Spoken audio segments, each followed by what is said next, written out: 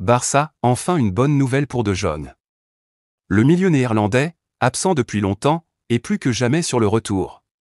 Le Barça a tout prévu. Frenkie de Jong a franchi une étape importante vers son retour à la compétition cette semaine en rejoignant partiellement l'entraînement collectif du FC Barcelone. Après une absence de 5 mois due à une blessure à la cheville droite, le milieu de terrain néerlandais a pu retoucher le ballon, bien qu'il ait encore travaillé en partie à l'écart du groupe. Le joueur de 27 ans, qui a manqué le début de saison, pourrait bientôt retrouver les terrains. Selon les prévisions du staff de Hansi Flick, son retour en compétition est envisagé pour début octobre, avec la Ligue des Champions en ligne de mire, lors de la rencontre face aux Young Boys de Berne.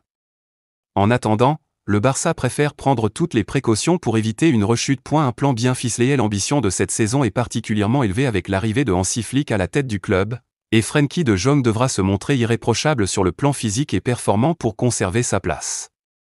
Selon Mundo Deportivo, il est probable que De Jong soit disponible pour le match contre Alaves le 6 octobre, juste avant la trêve internationale, une période qui lui offrirait encore 2 semaines supplémentaires pour se remettre en forme. Flick espère pouvoir compter sur lui pour des confrontations majeures à venir, dont le Séville, le Bayern Munich, et surtout le Clasico contre le Real Madrid, dès la reprise après la trêve. Real Madrid, Barça, Ancelotti rend hommage à Ter Stegen et annonce un grand retour. Carlo Ancelotti, le coach du Real Madrid, s'est exprimé à la veille d'un nouveau match de Liga contre Alaves. Évoquant le cas Ter Stegen et un grand retour dans son groupe. Les matchs s'enchaînent pour le Real Madrid avec déjà une autre rencontre en vue ce mardi soir face à Alaves. Carlo Ancelotti, comme chaque veille de match, était évidemment présent en conférence de presse. L'occasion pour lui de s'exprimer sur l'actualité du jour avec la sérieuse blessure de Marc-André Ter Stegen, le gardien de but victime d'une rupture totale du tendon rotulien.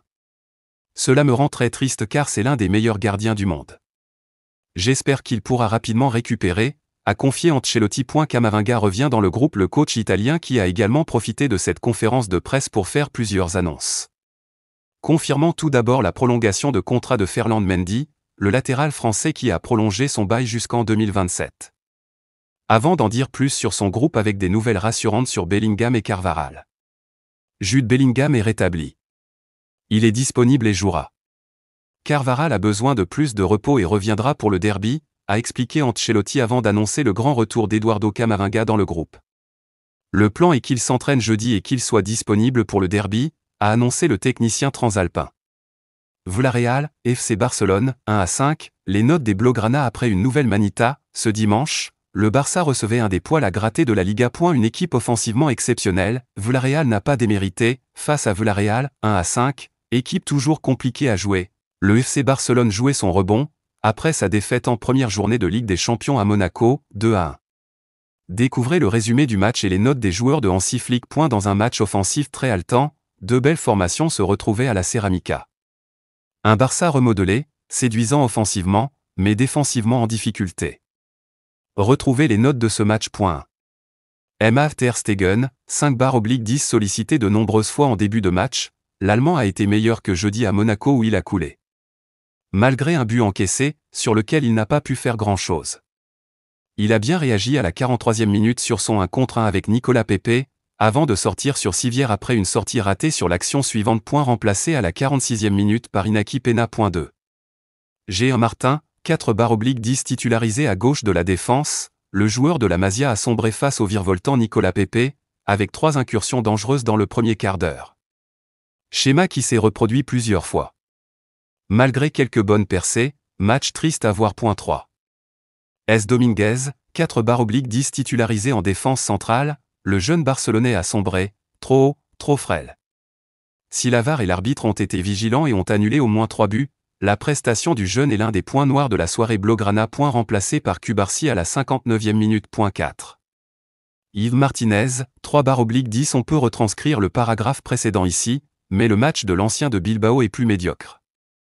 La sortie de son jeune compère n'a pas amélioré la solidité défensive, et le vétéran est loin de rassurer. Remplacé par Hector Fort à la 81e minute. 5. Gilles Koundé, 5/10 comme d'habitude, ses montées ont eu du bon comme du moins bon. Il a apporté le danger en attaque, mais peut être tenu fautif sur le but de Villarreal, sur lequel il était positionné trop haut, ce qui a permis la progression jaune sur son côté, conclu par Pérez. 6. Pedri, 6/10 comme à son habitude, Pedri a été remuant. Jeu vers l'avant, passe décisive pour Pablo Torre, l'Espagnol retrouve son niveau d'avant-blessure, et continue d'être déterminant, il a tout de même été moins à l'aise défensivement. Sorti à la 59e minute pour Marc Casado. 7. Eric Garcia, 5/10 positionné devant la défense, il a été l'entre-deux logique des deux compartiments. Il a été à l'aise à la passe, mais n'a pas permis d'aider la défense à se rassurer. Par ses débordements, il a contribué à amener le danger, comme sur le deuxième but de Lewandowski. Match moyen. 8. Pétor, 7/10 avec sa qualité de passe, le jeune Espagnol a fait mal. De nombreuses fois, il a été l'auteur de la dernière passe, comme sur le but de Robert Lewandowski. Il s'est même offert un but détourné par Eric Bailly, à l'heure de jeu remplacé par Pau Victor à la 59e minute. 9. Rafinha, 7/10 dans un premier temps moins remuant que ses collègues offensifs, il s'est amélioré en deuxième période et a trouvé la faille par 2 fois sur le but du 4-1 et 5-1. Un réveil opportun et un bon bilan pour le Brésilien. 10. El Yamal, 8/10 en joueur d'espace, il a été dangereux, jusqu'à la 20e minute où il conclut une jolie action collective sur une passe de Pablo Torre et sur le deuxième but, où il est un renard, tenu en échec une première fois, puis conclut d'une manière acrobatique. Point noir de la soirée du Polonais, son pénalty raté.